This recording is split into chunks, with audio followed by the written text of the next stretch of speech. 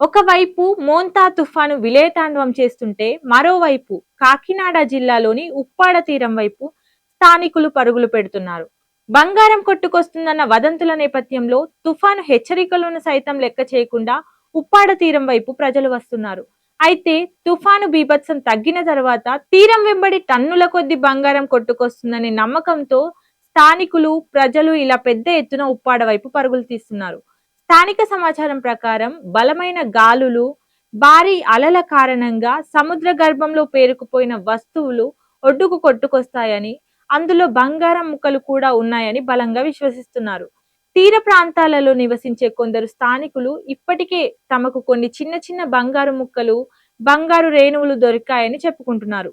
గతంలోనే ఇక్కడ బంగారం దొరికిందని, ఇప్పుడు కూడా దొరికే అవకాశం ఉందని నమ్ముతున్నారు.